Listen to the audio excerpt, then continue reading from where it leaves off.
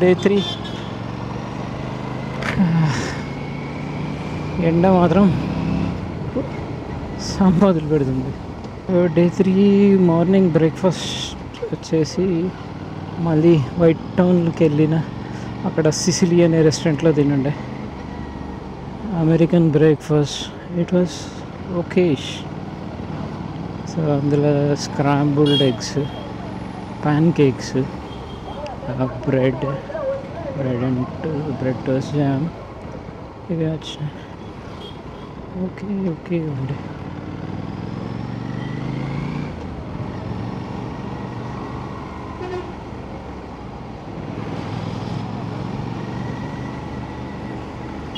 So ఇప్పుడు ఆ తర్వాత వెనక్కి హాస్టల్కి వెళ్ళి రెడీ అయ్యి స్నానం చేసి లగేజ్ ప్యాక్ చేసుకొని ఇప్పుడు హాస్టల్కి వెళ్తున్నా.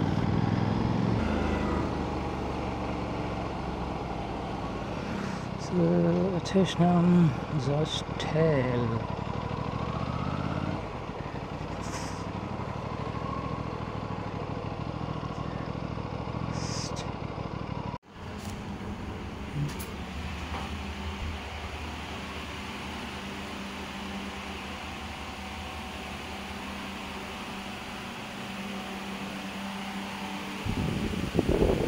సో బాగా నీరసం అట్లా వచ్చినట్టు అనిపించి పడుకున్నా. ఒక 45 మినిట్స్ ఆర్ మేబీ 45 మినిట్స్ అంతే అనుకుంటా. ఆ తర్వాత సెట్ అయింది. So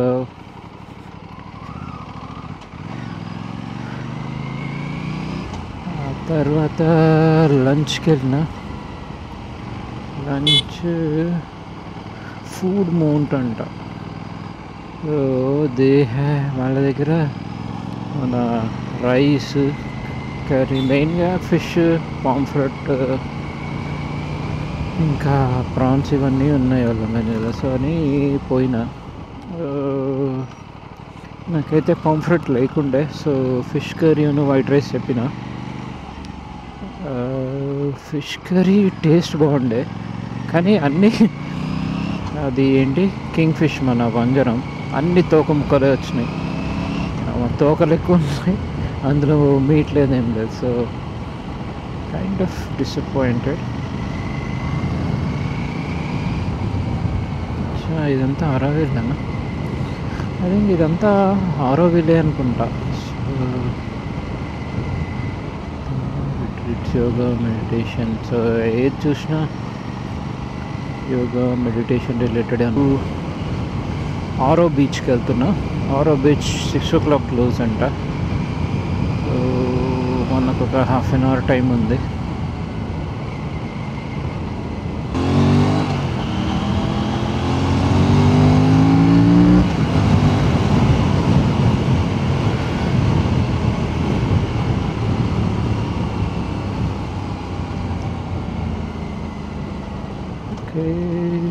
This is the way to Aro Beach.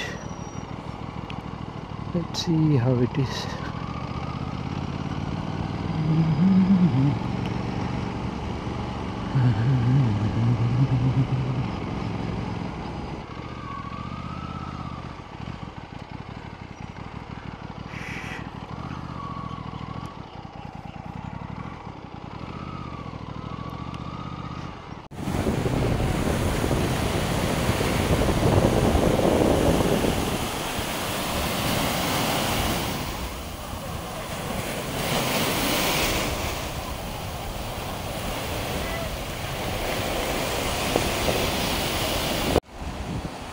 This is ఆరో బీచ్.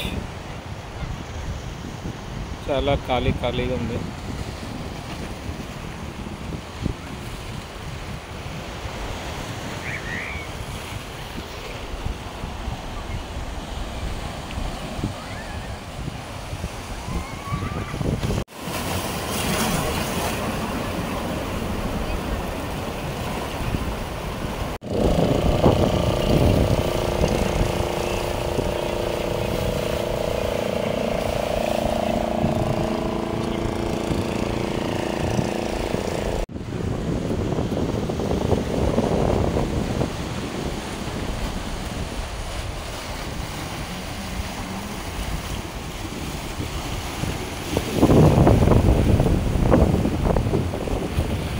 డే 5 ఏం చేసిన అంటే రైడ్ చేసిన. సో పొద్దున 4 లేచి లగేజ్ ప్యాక్ చేసుకొని చెక్అవుట్ చేసుకొని 4:45కి ఎగ్జాక్ట్లీ బండి ఎక్కితే ఇప్పుడు టైం వచ్చేసి 7:45. సో దగ్గర నార్కెట్పల్లి దాకా వచ్చిన. ఇంకా ఎంత 130 కిలోమీటర్స్ ఉంది, ఇంకా 137. సో మా ఇంటికి పోనీకి. సో అంతే, ఏం లేదు. రోజంతా రైడ్ చేయడం, రెస్ట్ తీసుకోవడం, బ్రేక్ తీసుకోవడం, రైడ్ చేయడం, బ్రేక్ తీసుకోవడం, రైడ్ చేయడం, ఇదే జరిగిపోయింది. యాక్చువల్గా మధ్యలో ఇనిషియల్గా ఏమనుకున్నా అంటే ఎక్కడన్నా ఆగి రేపు వద్దాం అనుకున్నాం, ఏది నిన్న. బట్ ఇప్పటికే ఆల్రెడీ మొన్న వచ్చేటప్పుడు కూడా ఆగిన. అదొక పెద్ద టాస్క్. మళ్ళీ హోటల్ బుక్ చేసుకోవాలి, ఆడ ఆగాలి, ఆ రోజు నైట్ అంతా స్పెండ్ చేయాలి, అదంతా బాగానే. అక్కడ ఏం చేస్తాం? సో ఏమనుకున్నా అంటే సరే నాన్ స్టాప్ కొట్టేద్దాం అనుకున్నా. సో ఈ నార్కెట్పల్లి, మిర్యాలగూడ ఈ రూట్ అంతా మనకు తెలిసిందే. అటు పై రూట్ కూడా బాగానే ఉంది. సో అదంతా డే టైంలో ఎంత పాసిబుల్ అయితే అంత కవర్ చేసి, ఓకే నైట్ టైం ఈ రోడ్డు కవర్ చేసేద్దామని ఫిక్స్ అయినా. సో అట్లనే ఆల్మోస్ట్ ఈవినింగ్ 6 వరకు పిడుగురాళ్ళ దగ్గరకు వచ్చిన. సో బాగానే కవర్ చేసిన. మధ్యలో లంచ్ బ్రేక్ దగ్గర ఒక 1.5 hour ఆగిన. ఇంకా ఆ టైం అదే పీక్ టైం 12:30, 1:45 అట్లా ఆగి 2:30కి మళ్ళీ బండి ఎక్కిన. సో ఇక అప్పటి నుంచి మధ్యలో పావు గంట 20 నిమిషాలు అట్లా బ్రేక్ తీసుకుంటూ ఇప్పుడు 8 అవుతుంది ఆల్మోస్ట్. సో ఓవరాల్ ట్రిప్ అయితే హెక్టిక్ అయింది. ఎవరన్నా ఇట్లాంటివి ట్రై చేస్తా అంటే maybe try in monsoon or maybe winter season, not in summer or మన సమ్మర్ సీజన్లో అయితే అస్సలే వద్దని చెప్తాను.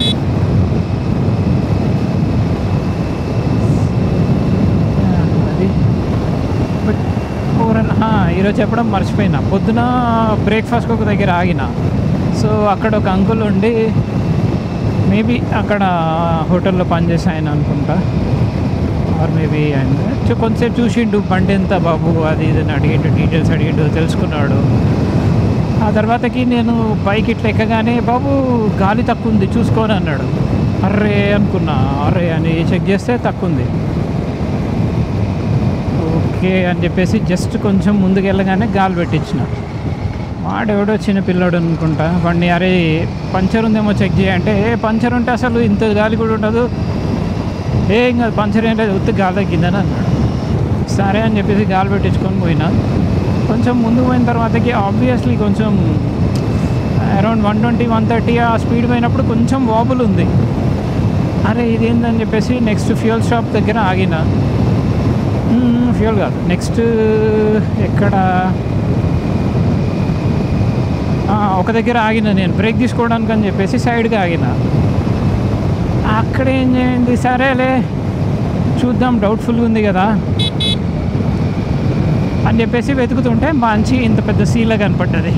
ఓడి ఇంకేం చేస్తాం, గాలి బాగానే ఉంది, కాకపోతే పోతుంది. సో ఎమ్మటే నెక్స్ట్ ఇక బండి స్టార్ట్ చేసుకొని నెక్స్ట్ ఎక్కడైతే పంచర్ షాప్ కనపడ్డదో ఎమ్మటే అక్కడ ఆపిన. వాడికి చూపిస్తే తీసిండు, పంచర్ వేసిండు. ఆ సాలేగాడు ఏం చేసిండు అంటే వాడి బతకం ఫుల్ గాలి పెడతాడు కదా పంచర్ చేసేటప్పుడు, ఫుల్ గాలి పెట్టిండు, పంచర్ దొరికింది, తీసేసిండు. 32 పెట్టాలి రానన్నా, 32 ఉందని చెప్పేసి తీసేసి పోయిండు. నేను బండి ఎక్కిన తర్వాత చూస్తే ఒకటే ఎగురుతుంది బండి. అరే ఏంది ఇది, మళ్ళీ ఏమైందా అని చెప్పి మళ్ళీ డౌట్ వచ్చింది నాకు. ఆపి చూసిన, కాలుతో ఒత్తి చూస్తే మనకి ఎట్లా తెలుస్తుంది పర్లేదు కొంచెం కిందికి వెళ్తూనే ఉంది టైర్. సరేలే అని అనుకున్నాం.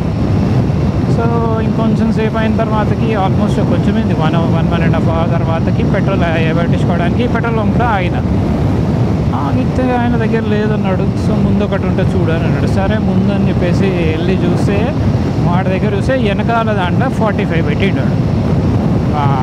అది సంగతి. దాంతో బండి ఒకటే గుర్తా ఉండే. సో ఎమ్మటే ఇంకా వాడు 32 చేయించిన, ముందుది 29 ఉండాలి, 32 ఉండే. 32ని ముందు 32 ఉంటే దాన్ని 29 చేయించిన. సో అది అంతే. అప్పటికి సెట్ అయింది. ఇక సెట్ అయినాక ఆ టైంలోనే కొంచెం గుంజిన, అదే 6 వరకు పిడుగురాల రీచ్ అయినా.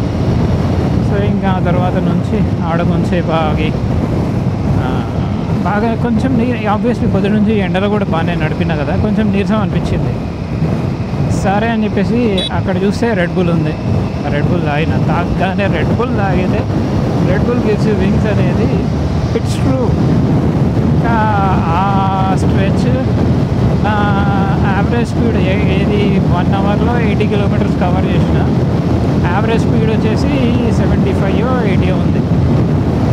అంటే ఇమాజిన్ యావరేజ్ 80 స్పీడ్ రావాలంటే కంటిన్యూస్గా 120 130 140 కొడితే తప్ప మీకు యావరేజ్ అరౌండ్ 80 రాదు. సో గట్టిన